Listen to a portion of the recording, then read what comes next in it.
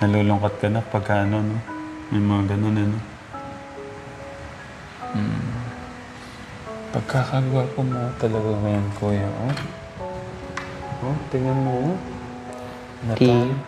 Natalo niyo yung pagwapuan ko, oh. Di po. Maging confident ka na. Huwag kang mahiyang, ano.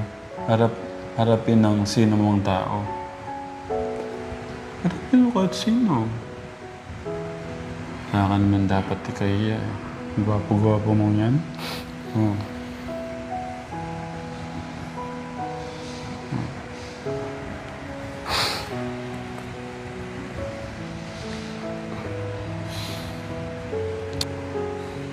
Ano yung parang linalaman ng puso mo ngayon na gusto mong sabihin sa mga kababayan natin? Especially sa mga taong medyo nakakasakit. Ano po, sa mga taong yung mga haters na ganyan, hindi po kasi nila alam yung totoong yung story, parang ganun po. Kumbaga sa kwento, binasa lang po nila yung unahan. Hindi po nila nalaman yung loob. Parang ganun po. Parang naikisali lang po sila na hindi po nila alam yung parang nanguhula lang po sila. Parang ganun po. Base lang po sa nakikita po nila dahil hindi po nila alam yung tunay na pagkatao ng isang tao. So yun, hindi naman namin masasabi kung tama kami, pero sigad yung yung magdesisyon yan.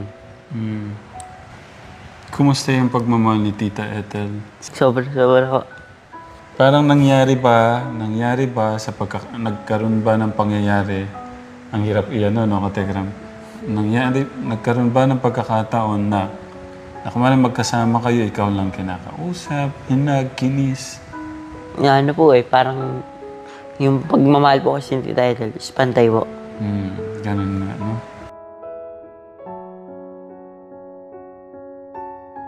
Always remember, I'm here.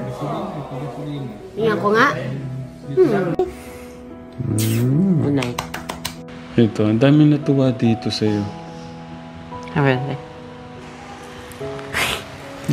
Masanay ka na. Ganyan talaga. Sabi po ni Tita Loleta Peña, mabait si Kuya Luis at deserve niya na mahalin ng mga supporters. Nakakasakit lang sa loob na yung ibang supporters.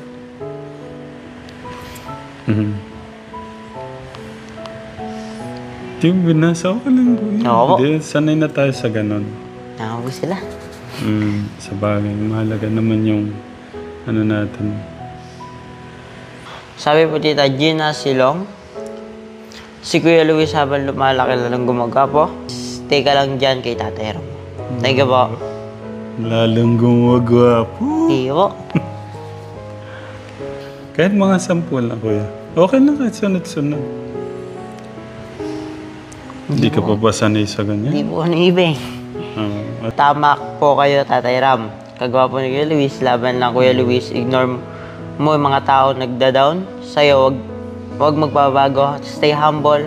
Okay? I love you, Kuya Luis. Ang ibig niya sabihin, yung mga taong nakakasabi ng nakakasakit sa'yo, di ba sinasabi ko, gamitin mo yun para, sabi ko sa'yo noon, na?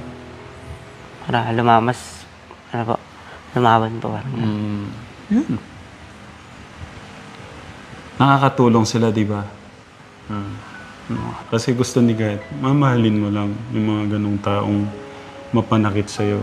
Gamitin mo yun bilang inspirasyon mo para mas lumaban ka at nakakatulong yun sa'yo, di ba? Yan ang gusto ng ating Diyos. Magpakababa ka at itataas ka niya. Okay? Maniwala ka doon. Ang mahalaga, alam ng kuya natin, Kuya Luis, yung pagmamahal na ibinubuhos ko sa kanila. Hindi na po kasi mahalaga sa akin kung kumbaga sasabihin ng iba. Ang mahalaga, yung connection namin kay God, connection ko sa pamilya ko. Yun lang naman po. At ako, sobrang nagpapasalamat talaga, sobra-sobra sa suporta. Kaya lang, kung naman yung suporta o pagmamahal ng isang tao kasi kung hindi naman magiging magandang halimbawa sa mga anak ko, eh nanaisin kong tanggalin na lang siguro yun para hindi mapasama yung mga anak ko. Aanin mo yung, sabi ko nga sa kanila, aanin niyo yung fame at saka yung karangyaan ng buhay kung meron tayong naapakan tao. Yan lang po. Nabasit sa mga binabasa ko natin.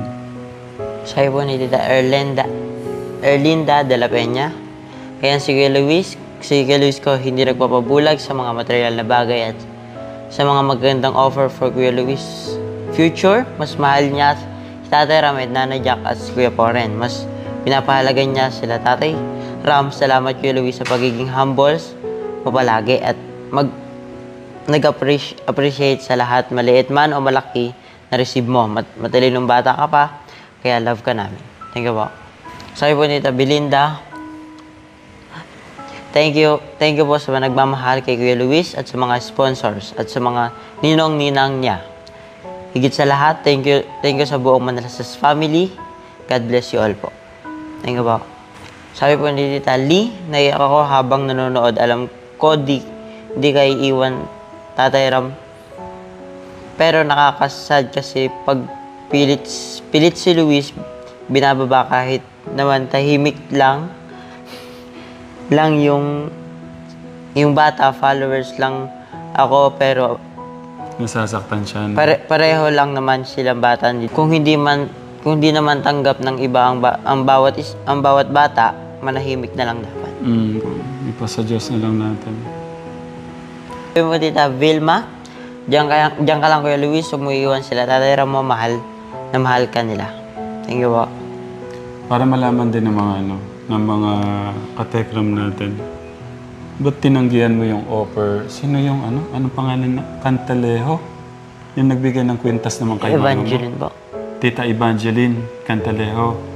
Kay Tita Evangeline, ba't tinanggihan mo yung pag-aaral sa Dati din po kasi in-offeran po ako ni Ninong R po. Di ba mag-aaral din po ng US po pero di po. Bakit nga? Siyempre yung pagmamahal niyo pong pinaramdam sa akin, doon na po ako nasanay. Hindi ako ganun. Ngayon. Nasaan ang kiss ko naman? Kasarap pakinggan eh, no? Pwede na akong Sige, tulog na ako. Always remember, I'm here. Ingat ko nga.